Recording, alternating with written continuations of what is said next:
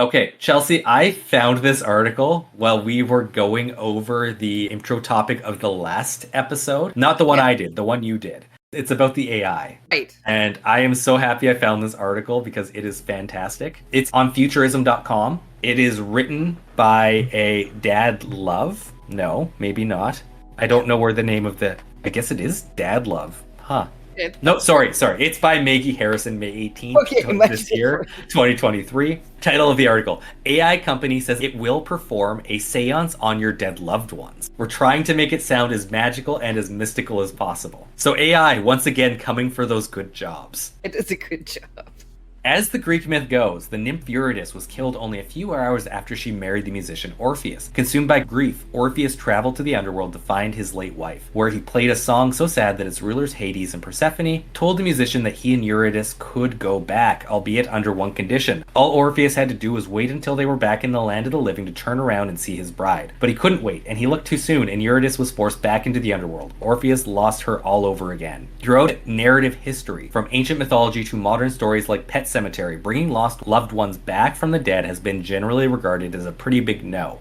As the tales will tell, bringing the dead back to life will result in the resurrection of some horrible silhouette, or at the least a vacant one, empty of whatever it was that made that person them. Often the attempt at resurrection destroys the necromancer, whether by hand or some macabre force, or just the extra heartbreak of losing the loved one twice. Fascinatingly, however, I'm skipping ahead a bit. That's where an upcoming service called Seance AI, yes, it's actually called that, sets itself apart. It's built by a software development lab called AE Studio, where its creator, a designer named Jaron Rocks, isn't shy about the straightforwardness of the product's name. While other companies often talk about the implications of resurrection, Rock leans full tilt into the ghouliness, and according to him, it's very intentional. Quote, "We're trying to make it sound as magical and as mystical as possible." Rocks told Futurism, saying that the name is a call to attention over how advanced large language models have gotten. LLMs, or large language models, after all, are convincing simulation. People are forming deep parasocial bonds with them, and at least one person is alleged to have died as a result of their interaction with an AI chatbot. No idea who that is, maybe that's for another article at some point.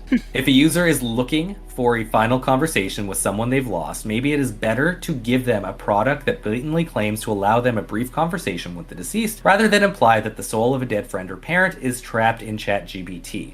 Rocks also emphasizes the seance's brevity. Often, after a loss, whatever last words or moments you had with someone, good or bad, are seared into your memory. And in many cases, an accident say, there's often no goodbye at all. Rocks likens his product to an AI-generated Ouija board for closure, rather than a means of immortality. Quote, "It is essentially meant to be a short interaction that can provide a sense of closure. That's really where the main focus is here. It's not meant to be something super long term. In its current state, it's meant to provide a conversation for closure and emotional processing." In other words, whatever Seance AI gives you isn't really your loved one. It's just a digital psychic briefly summoning a digital representation of the deceased so that the living can have one last conversation. In fact, the founder even admits that in Seance AI's current state, it can't really hold a long conversation anyways. Quote, "For short conversations, I think it feels decently human. I think it falls apart a little bit when you start to pick up repetitions. It's following a pattern. It doesn't really know exactly what's going on." In a demo Rocks provided for Futurism, Seance AI guided the user through a series of queries about the individual they're trying to reach. Name, age, cause of death, a short list of personality traits the user can adjust to suit their loved one, a space where users can input a snippet of text from the deceased, and the deceased relationship to the users and others. Once that information is given, the cheesiest part of the process, an animated flame, greets the user as the chatbot loads. A text box appears, and from there you are basically just sending a DM. It's Seance Roleplay meets AOL Instant Messenger, which, as Rock explained to us, you can soon access yourself for a to-be-determined cost.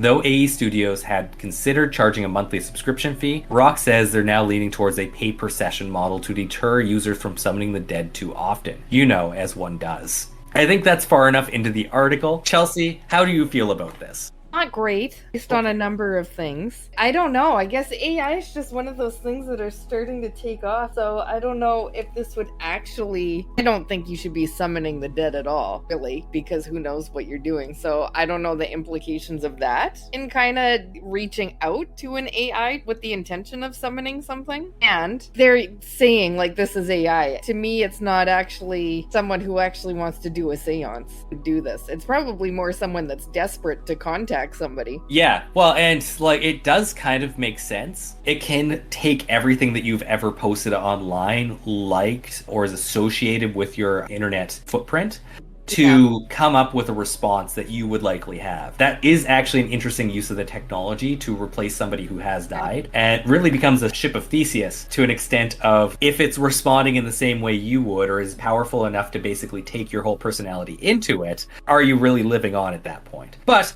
beyond the idea of this podcast, I thought it was just a fun idea. Yeah, no, and you bring up a very good point on that as well. And another sad example of technology taking the good jobs. Yeah. It'll never be able to tap its toes the way we can, though.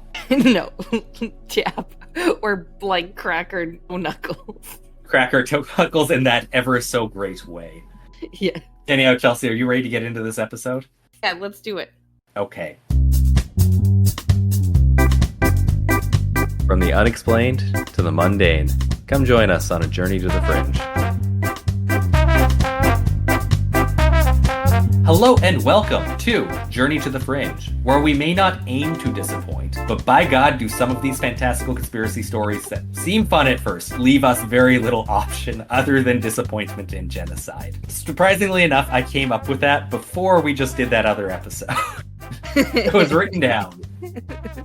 We are your upset but accepting podcast hosts, Taylor and Chelsea. And today, Chelsea has completely done an episode without me knowing anything about it, so I will just kind of let her take it from here. I never tell you what I'm doing. And I never heard us summed up so completely well in those two words that I just forgot what they were that you said. But that is us. Disappointed but accepting hosts. Yes, that is us. That is us. So I'm on a mission this week with this episode. I don't even know why I'm telling you because the mission's a secret. It's a Journey to the Fringe secret. We're continuing on with the wave theme inspired by Taylor's 1897 airship wave episode. And this episode is mostly about the Hudson Valley UFO wave in the 80s, more specifically between 1982 and 1984. That's the time frame, not more specifically about what the episode is about. In case you're like me and have no idea the region on Earth that the Hudson Valley occupies, this would be the area in and around the Hudson River, which is located in the state of New York in the United States. And the area is about 1 hour north of New York City. I think that's pretty close to Canada. The sightings were seen not just over the Hudson Valley, but as far east as New Haven, Connecticut, and as far north as Brookfield, Connecticut. The Hudson Valley UFO wave is just easier to say, so I guess they just went with that. I'm not familiar with Connecticut, so I'm not actually sure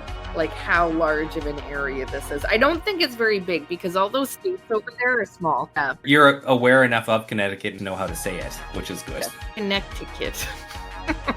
Now that the area is established, I can catch you up to speed on the happenings of the wave. Basically, there's a bunch of UFOs that got together, and over a couple of years, they decided that this was the place to be seen. And boy, were they seen there. That sums it up. I'll give you some sightings. New Year's Eve, 1982. No name retired police officer located in Kent, New York, is one of the first to lay eyes on a strange V-shaped / boomerang. At least in this situation, we have a bit more idea of what he does for a living. It's not just businessman who smells alfalfa. Yeah, it's true. That's still so bizarre. I think about that every so often. How did we not get that job? How do you get that job? No-name police officer, he is laying his eyes on a V-shaped / boomerang-shaped formation with multicolored lights from his backyard. Lights were red, green, and white and passed over his house at an estimated 500 feet. No-name initially thought he was looking at an aircraft in trouble. However, upon second look, he realized that it was moving way too slow and quietly to be an airplane. In fact, the only noise it emitted was a distant humming sound, which, in my opinion, is super creepy and also proved me wrong because in my mind, find UFOs make the sounds that Tesla's electric cars make. Yeah, or as The Simpsons put it, a comb with wax paper over it. Yeah, that works too. No Name made an observation that the lights appearing in a V shape appeared to be connected by a dark triangular fuselage in sighting. What No Name observed was observed many more times in the Hudson Valley over the next couple of years, and is one of the most widely observed UFO events, accumulating over 5,000 eyewitnesses, including quote-unquote credible witnesses. Named witnesses. Yeah. Some of them are. And they're including police officers. They're including people from all walks of life. Majority of the witnesses also describe a solid V-shaped UFO, often described as being the size of a football field and being made up of a very dark gun gray metal. Can't say I've ever heard of that color before, but somehow I'm picturing it and I know exactly what they're talking about. The sightings sound being emitted from whatever it is they're seeing is either silent or humming. UFO sighted seems to glide over large areas, causing dozens of sightings in one night, and is never spotted during the day. And while most sightings describe the UFOs moving at very slow speed, hovering, or turning slowly like a wheel, a few reports describe the object as suddenly zooming away at incredible speeds, or just simply blinking out of reality, I guess, just blinking out and it's gone. It's kind of described as the exact same speed as the airships, actually. Yeah, it is. Outside of its shape, it actually kind of sounds a lot like it. Yeah, and there's some similarities that I think we will get to.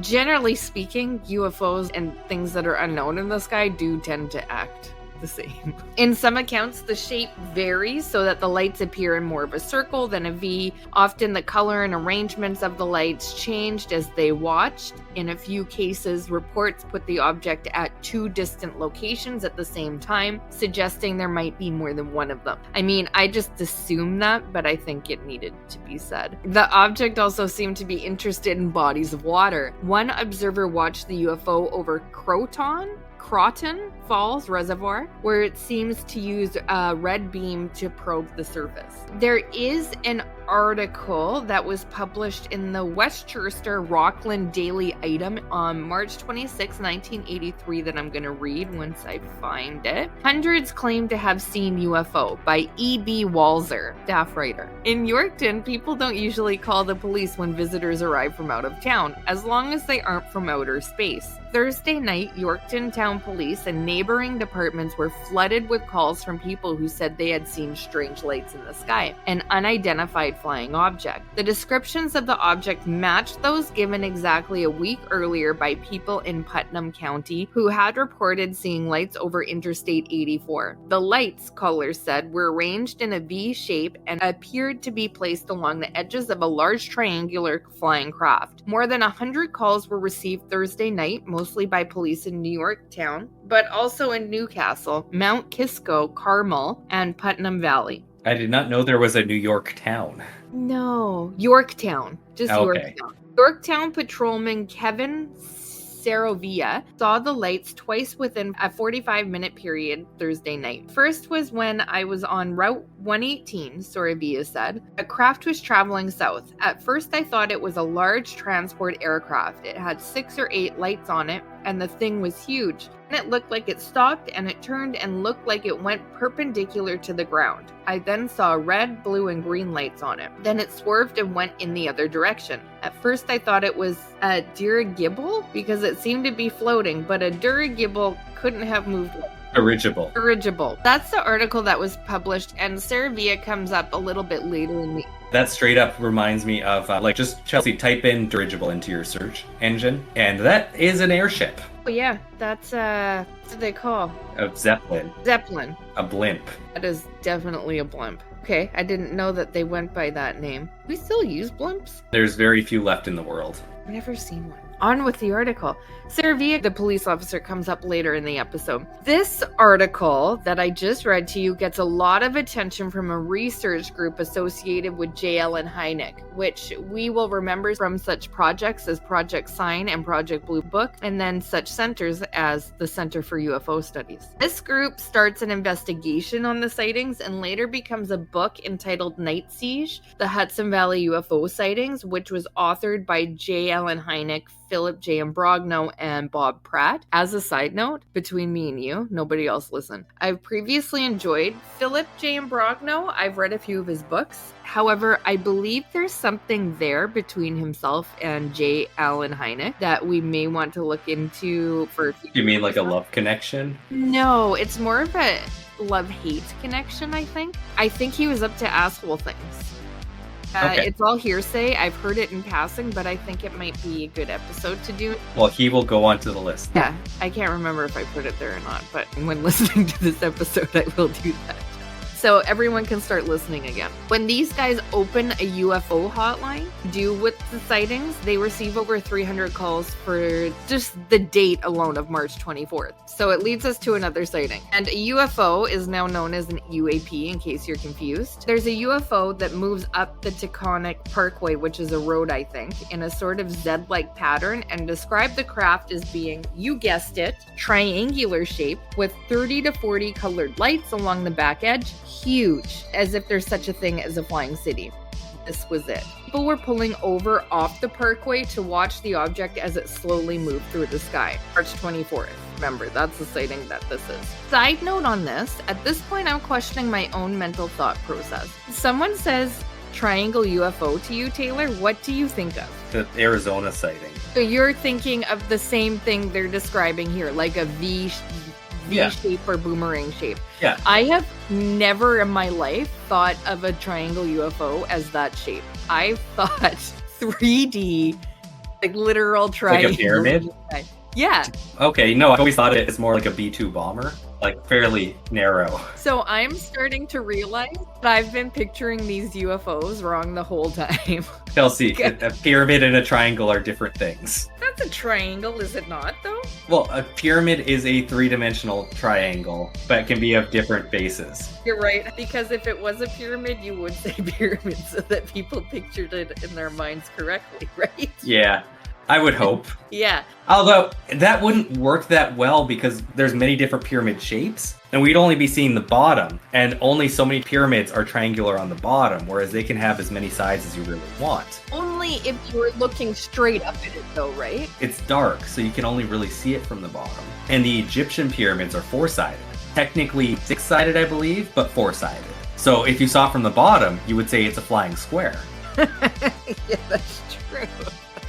So this has been eye-opening to me. I have thinking of UFOs that are triangle shaped wrong my whole entire life. They've found out, and the way they described it in this sighting. So I was a little bit shaken by that. Let's go back to the sighting. The object then cruises over the community of Yorktown, probably in the Hudson Valley, but I did not fact check that, so it could be in Connecticut, where the police were so overrun with reports that they were concerned they weren't going to be able to take emergency calls. This was also being called in to these guys who set up the UFO hotline. Whoever someone can call, they're calling to make the report about this sighting. Lots of people saw it. Another report includes a group of guards at the Indian Point nuclear power plant, where a UFO/UAP hovered over one of the active nuclear reactors for some minutes, coming as close to the reactor dome as 30 feet. Now that is fucking close. The security supervisor even considered ordering guards to shoot it down. One guard described it as being the length of 3 football fields. I would assume that's fairly accurate, being that this was 30 feet off the ground. Like, that's huge. I can't even wrap my head around that. And why would you be like, shoot it down? Would that not cover like the whole base? Wouldn't it? I feel like something's off here, but this is what... Yeah. I'm just relaying information at this point. 30 feet off the ground is close. And 300 yards long, like Would, 1,000 feet-ish. Block out the sun. You're right. That is big. That's the sighting. That I'm just relaying the information here. Someone may be bad at guesstimating things, is my guess.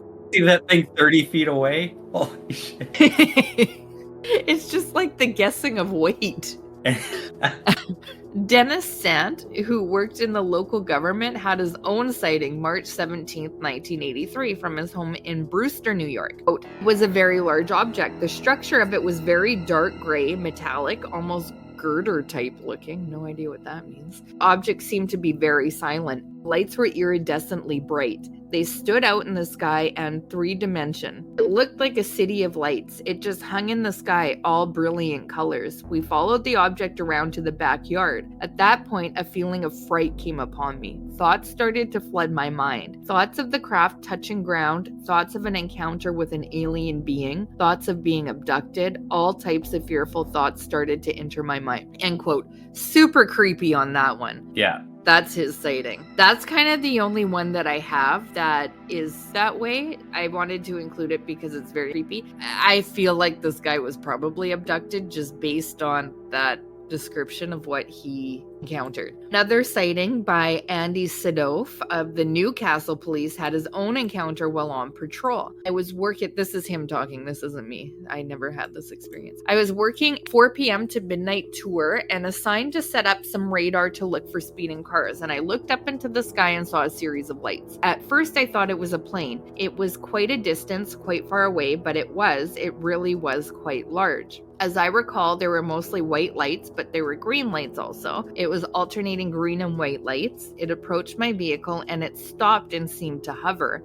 And I'm looking at this thing thinking, what is it? I wasn't afraid. I was just amazed and I was in awe of it. I didn't know what it was. The only thing I recall the most is I was amazed that there was no noise. There was no humming. There was no engine. There was no sound. It was absolutely silent. I feel like I'd be a little unsettled that I would see it coming and then it just stops over my car. At virtually the same time, Ed Burns, who's a computer engineer and senior manager for IBM, was driving home on the Taconic Parkway 10 miles north of Officer Sadoff's location. This is Ed quoting here. Out of nowhere, I got a lot of static on the radio. I thought maybe I was looking on the wrong number, and then I went over to turn the dial again, and that's when I looked up and saw this craft. It was a triangular ship. Sorry, I gotta interrupt this quote. I'm still picturing a freaking pyramid. Like, it's not ever gonna leave my head because that's how I learned it. Back to the quote. And the back had to be as large as a football field at least, and there was no noise. Quote. So Ed, those damn Americans always using football fields. They do like to measure things in football fields. That's part of what do they use? The metric system? We use the metric. It's the imperial system. Opposite of metric. That's yes. What they use. Football fields. It's just not metric. They will never use metric. Join the rest of the world, you guys. So Ed pulled off the highway and joined a group of motorists by the side of the road. According to Ed, they were all staring at the sky, seemingly dumbstruck. I would call it starstruck. That just makes sense. Say at this point, right? Dumbstruck, starstruck. Quote, I'm not into astronomy, but what I had witnessed that night was not from this planet, end quote. Eyewitness reports indicate the object was slowly moving north over the Hudson River Valley. Officer Sadoff and at least 12 other cars saw it in Newcastle. 10 minutes later, Ed Burns and at least 20 motorists saw it near Millwood. 10 minutes later after that, the phones began ringing off the hook in the police station in Yorktown. Officer William Wolfe Jr. was the dispatcher on duty that night. Quote, every line kept going, every single line, constantly answering the phone. Another line would light up. I'd answer the next line and another would light up. Got to the point the country parkway stopped. The people were out of their cars. It was starting to get really crazy. I tried calling the cars to find out if they saw anything, and the only one that called, Kevin, said that he would stop in. So here's Kevin Soravia. Officer Kevin Soravia arrived a few minutes later and testified that he had seen the object twice in a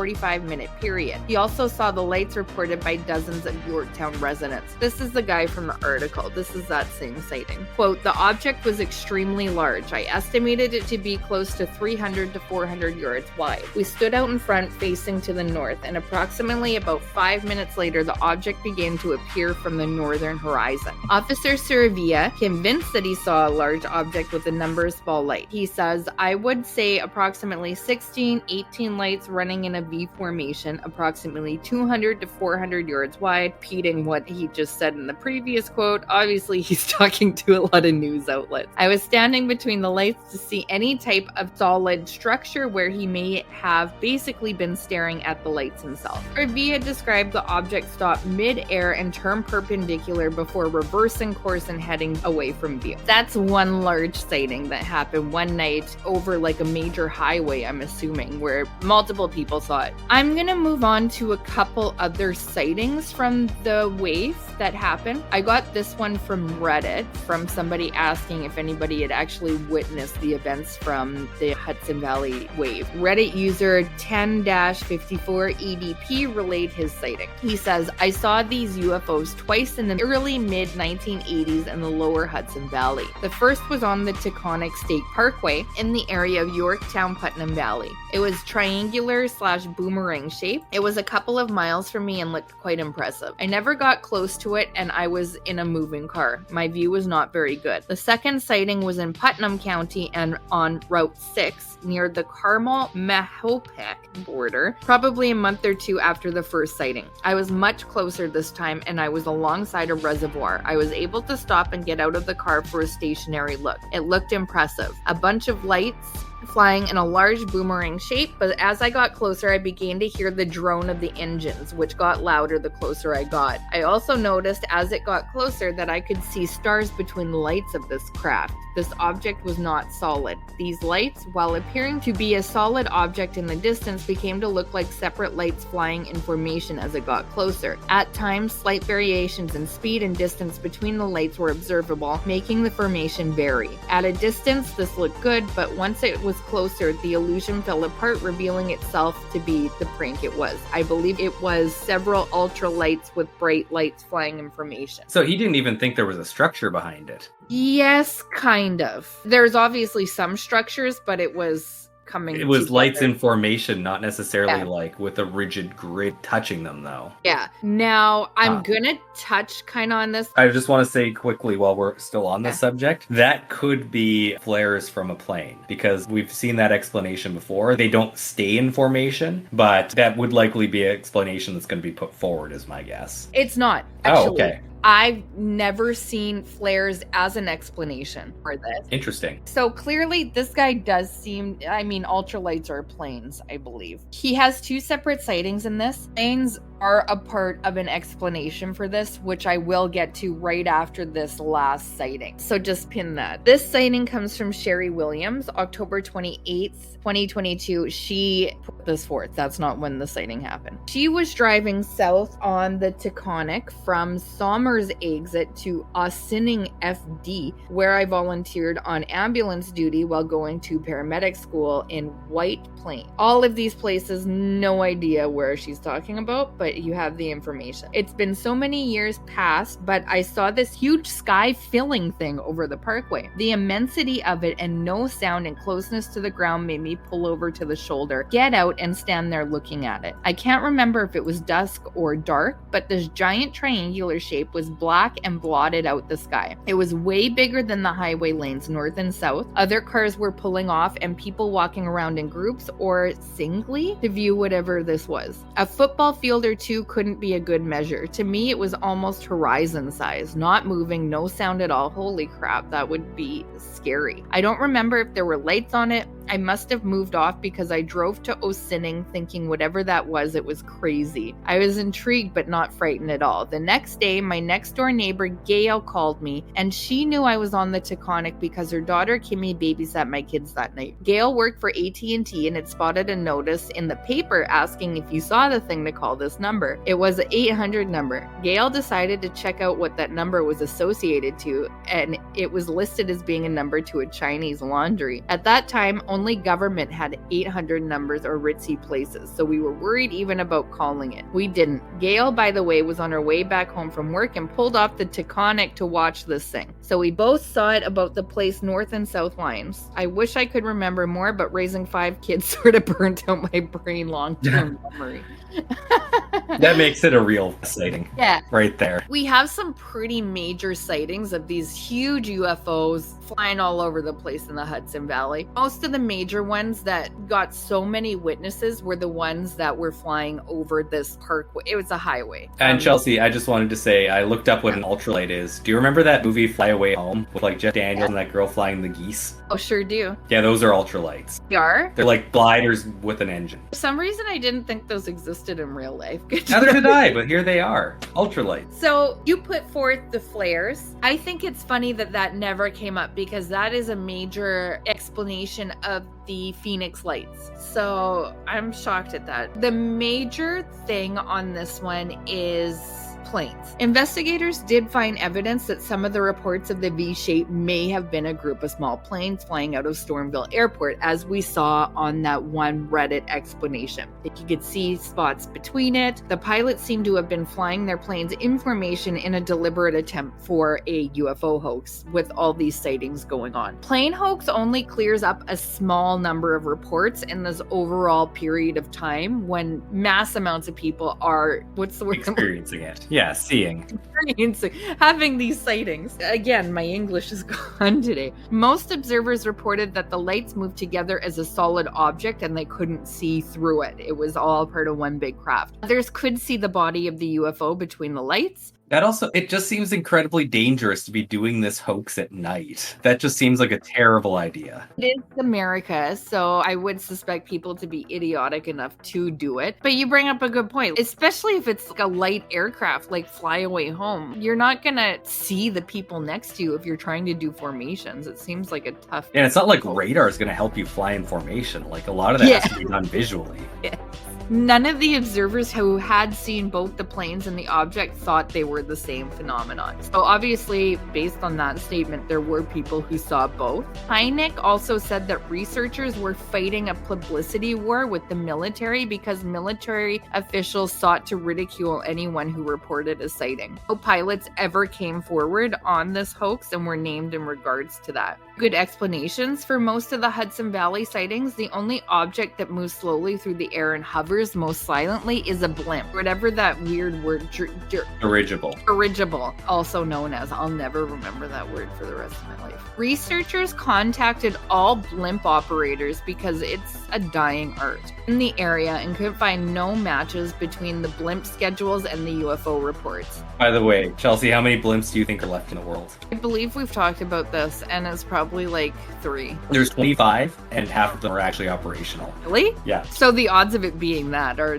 Well, this was the 80s, so different time. More of them were operational. Yes. They were so popular then. No one could find any matches between the blimp schedules and the UFO reports. I don't know whether blimps do fly at night, and it was widely speculated at the time that the object was a formation of ultralight planes. It seems unlikely, even what we were just saying, as the UFO was nearly silent, could hover, and carried tremendously bright lights, all things ultralight aircraft are incapable of doing. Apparently, they're incapable of a whole lot. So, in my book... The only thing they can do is fly geese to where they migrate. Exactly. In my mind. That is their ideal use, to disguise as a goose. But yeah, that's the end of the episode. That was a couple interesting sightings for the Hudson Valley UFO wave. Although one thing I would say for the slow moving nature of it is if there was a strong wind, it could slow them down and basically make them like not moving in the sky if they're an ultralight. Ultralights? Yeah. Because it's so light, of course. Yeah. You have to move with the wind. So that could help with that explanation. If they're going against the wind, they could hover. Yep. Strong enough wind. It would also explain the erratic nature of it, too. Although staying in formation in that would be next to impossible. That's so funny. In the middle of night. I like that. Thank you for bringing that to her. You're welcome. But just remember, they got to get those geese home somehow. They do. Even at night. Nobody noticed any squawking of geese, though. That automatically rules it out. They're noisy fuckers. So that's my episode. In my opinion, this is something happening here. Yes. Yeah, it's interesting. We're not going to leave you with disappointment on this one, other than some of them could have been ultralight aircraft just hovering there because they're going against the wind. A sudden gust of wind. But other than that, good sightings. I think something happened. I can't imagine seeing a UAP of that size without it being unnerving. Everyone seemed okay with it, though. Yeah, and I think the best thing about this episode is we have managed to avoid it being associated with a genocide. So I guess it's still young in its life, so we'll see what happens with it. I was just going to say, I could have missed that part. Yeah. Yeah, any last parting thoughts? I'm curious because only that one guy said it was dirigible-like. Overall, it does seem to have the same nature as the airship wave. slow moving. However, its shape is distinctly different. So it's interesting. And the more we look at waves like this, I think we might see some similarities and key differences, as we've only looked at a couple. True. So I'm excited to look at more. Yeah, me too. Me too. Because I'm so far have not been disappointed by airship waves or UFO waves. Yeah, true. So that's reason enough to keep with it. But yeah, I mean, we're seeing the same kind of explanations come up with them. And every so often we get a new explanation. I look forward to the next explanation on the next wave. In the meantime, I have been Taylor, here with Chelsea. We are Journey to the Fringe. Thank you all for listening, and we'll see you next week. Thank you for listening to Journey to the Fringe. If you have liked what you have listened to, please like, share, subscribe, or follow, depending on what venue you are listening to us through. Also, please, if possible, leave a 5-star review, as that really helps us in the algorithms. Should you wish to interact with us, please check us out on your social media of choice. I bet you we are there. And if you really want to communicate with us and give us ideas for new episodes, or tell us that we're wrong and terrible, either way, please send us an email at journeytothefringe@gmail.com. For now, I'll see you in the next episode.